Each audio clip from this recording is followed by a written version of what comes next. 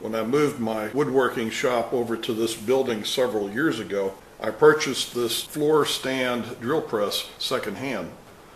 This table is made quite a bit different than the table on my benchtop drill press. So I'm in the process of adapting the auxiliary drill press table to this, and like everything, when you try to do one thing, something else gets in the way. And this handle, again, is getting in the way of the auxiliary table, just as it did on the benchtop model. On the benchtop model, I moved the handle over to one side, but in this case that would get in the way of a grinder and stuff that I have over here. This time I'm going to attempt to move this down here.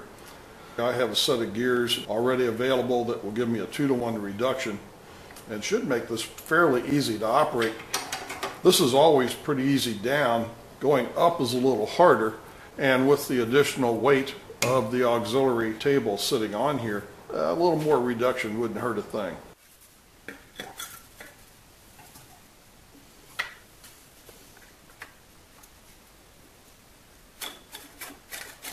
This is 14 millimeter. I drilled a hole with 9/16, 2-to-1 reduction,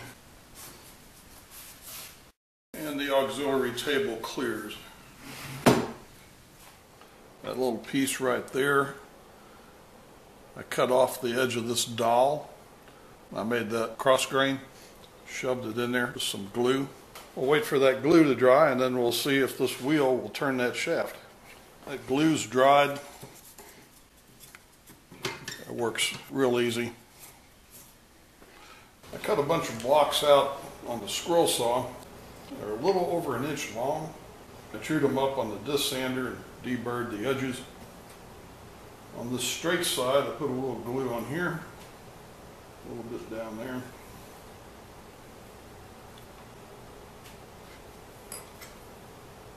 Clean up any excess on the inside. Make sure that they're square. I'm using the weight to hold this flat onto this cutting mat. I put down a little bit of masking tape so the glue won't stick to the mat. I'm not worried about when I come around the corners, because I can go back and fill those edges with glue later. This is basically the same construction that I've used on the cyclone separators, the drum sander, the clock winder, and it ends up being very strong. And we just keep on going around there. I'll let that sit and dry for quite a while, then I'll come back and put this on edge and fill the cracks around here with glue, let that dry, turn it, fill it some more, and then do the final filling with a mixture of sawdust and glue, and then sand it smooth. In order to be able to turn the gear down here, I need something to hold the wood gear gearbox stationary on this casting. And I have these flats and this curvature. So I made this piece, and that is now very rigid. These flats were held on here with a clamp, and I glued these pieces around here, and this is all made out of scrap. I'll true this up on the disc sander and sand this down a little bit, and we'll put another piece of plywood around here. This disc will be removed. This is just locating this temporary while everything dried. There's a cutout here that matches up with this boss on the casting.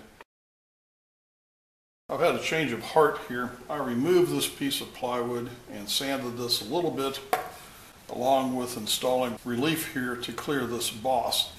Again, this disc is on here to locate this centered on this shaft. That will be glued directly to here. Made a dowel out of Osage orange. Sounds like a piece of metal.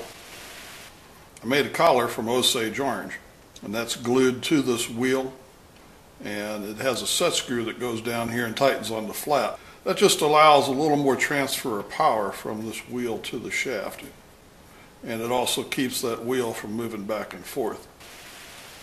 And this gear is glued and pinned to the dowel. There's a spacer washer that goes behind there, another one on the front. There's also a spacer washer behind this wheel that rubs up against the boss. I put these pieces on the inside, and those are my 2 attachment points for the screws. This dowel has been drilled to accept the set screw from the hand crank. And when I'm turning that,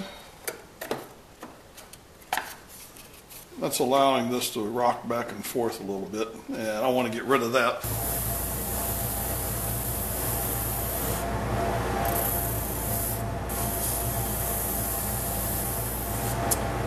So I've made what I will refer to as horseshoes. There's only about 1/4 of an inch of this casting that's exposed underneath this table support arm. And this piece will go around there and will pull against that part of the casting. Will come up to here, but then I need to support this. And so this piece will go under here and will come up underneath this casting, and this will be glued to that. This is completed, and this edge butts up on the bottom of this casting.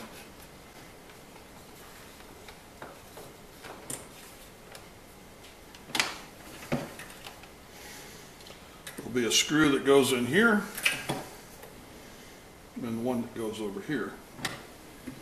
And then this will keep this from doing that.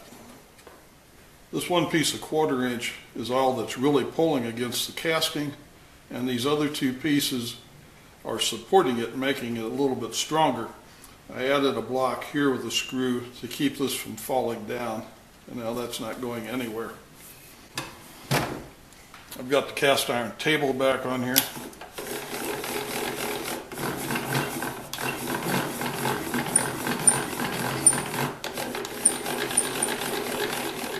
I added a 3rd screw here. Sometimes when you only have 2 points of support like this and you're turning on this repeatedly, that could eventually loosen up. There was no sign of that moving, but with that 3rd screw in there, there won't be either. Put the auxiliary table on.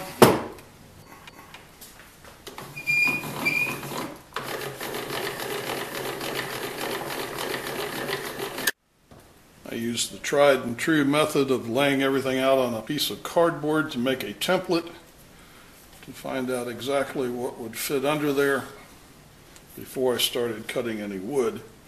And this fit so well that I just traced around this to get the 3 pieces that were laminated to make that assembly. This method of making this gearbox and gluing all these pieces on here piece by piece is a real handy way of making this. Everything on this casting is crooked. It has all the angles on it so that the plug would come out of the sand mold. And this casting is not all that accurate. So it'd be almost impossible to try and draw something like this up on CAD or whatever to get this to match. So whether you want to call this prototyping or building a one-off type gearbox, this will last the life of this drill press for as long as I'm using this auxiliary table. And I haven't screwed up anything on this drill press. I can take this off, put this handle back in the original position in about 5 minutes, and it's right back to square one. That's the top of the travel available from the elevation rack.